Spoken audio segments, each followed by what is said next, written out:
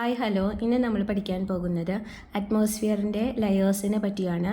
ഒരു ഫസ്റ്റത്തെ ലെയർ, ഏറ്റവും ലോവർ മോസ്റ്റ് ലെയർ നമ്മൾ കഴിഞ്ഞ ദിവസം പഠിച്ചു, ട്രോപ്പോസ്ഫിയർ. ഇനി തൊട്ടടുത്ത ലെയറിനെ പറ്റിയിട്ടാണ് പഠിക്കാൻ പോകുന്നത്. ട്രോപ്പോസ്ഫിയറിൻ്റെ തൊട്ടു മുകളിലായിട്ട് നമുക്ക് ഏത് ലെയറാണുള്ളത്? സ്ട്രാറ്റോസ്ഫിയർ ആണ് ഉള്ളത്. So first question, the average height of stratosphere. നമ്മൾ ട്രോപ്പോസ്ഫിയറിൻ്റെ ആവറേജ് ഹൈറ്റ് 13 കിലോമീറ്റേഴ്സ് എന്ന് പറഞ്ഞു.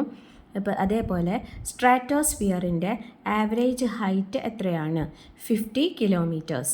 Second question, the ozone layer is a present in which layer of atmosphere. അറ്റ്മോസ്ഫിയറിൻ്റെ ഏത് ലെയറിലാണ് ഓസോൺ പാളി ഉള്ളത്? ഓസോൺ ഉള്ളത് ഏത് ലെയറിലാണ്? Stratosphere. So stratosphere is very important to earth. Then next is world ozone day. ചോദിക്കാവുന്ന ചോദ്യമാണ്, ചോദിച്ചിട്ടുണ്ട്. വേൾഡ് ഓസോൺ ഡേ ദിവസം നമ്മൾ ഓസോൺ ദിവസമായി ആചരിക്കുന്നത് September 16. Then fourth one, the lowest temperature in the atmosphere is experienced in which layer? Very important question. അതായത് stratosphere കഴിഞ്ഞ് അടുത്ത ലെയറായിട്ട് വരുന്നതാണ് മെസോസ്ഫിയർ. ഈ മെസോസ്ഫിയറിൻ്റെ പ്രത്യേകത, മീറ്റിയോഴ്സ്, ഉൽക്കകൾ കത്തി ജ്വലിച്ച് അവസാനിക്കുന്നത് ഈ മെസോസ്ഫിയർ വെച്ചാണ്. അതേപോലെ ഇതിൻ്റെ വളരെ പ്രധാനപ്പെട്ട ഒരു പ്രത്യേകതയാണ്, മെസോസ്ഫിയറിലാണ് അന്തരീക്ഷത്തിൽ വെച്ച് ഏറ്റവും കുറവ് ടെമ്പറേച്ചർ കാണപ്പെടുന്നത്. The lowest temperature in the atmosphere is experienced in which layer? That is mesosphere. Most of the meteors burn in this layer. നേരത്തെ പറഞ്ഞു, മീറ്റിയോഴ്സൊക്കെ കത്തി നശിക്കുന്നത് ഈ ലെയറിലാണ്. The temperature decreases with increase in height in which layer? The temperature കുറയണോ with increase in height? അത് mesosphere. നമ്മൾ ട്രോപ്പോസ്ഫിയറിൻ്റെ ഒരു കാര്യം പഠിച്ചിട്ടുണ്ടായിരുന്നു. 1 ഡിഗ്രി സെൽഷ്യസ് കുറയും 165 മീറ്റേഴ്സ് ഹൈറ്റ് കൂടുന്തോറും. അത് ട്രോപ്പോസ്ഫിയറിൽ. അതിൻ്റെ പേരാണ് നോർമൽ ലാപ്സ് റേറ്റ്. ഇവിടെ നമുക്ക് കറക്റ്റ് മെഷർമെൻറ്റും ഡിഗ്രി ഒന്നും പറയുന്നില്ല.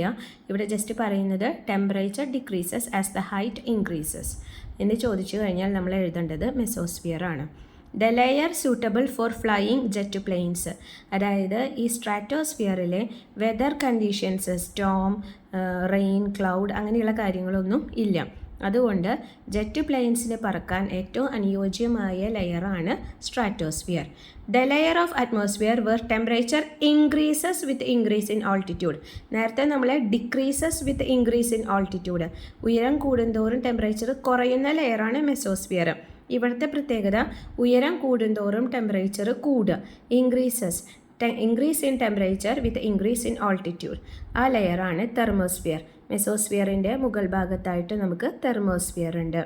The lower part of the thermosphere. ഇനി ഈ തെർമോസ്ഫിയറിൻ്റെ അടിഭാഗം, ആ ലെയറിൻ്റെ അടിഭാഗത്തെ പറയുന്ന പേരാണ് ionosphere. Transmission of radio waves takes place in this layer.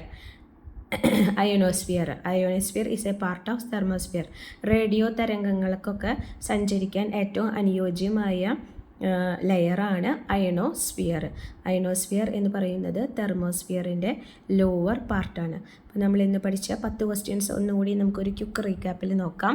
The average height of stratosphere is 50 kilometers. The ozone layer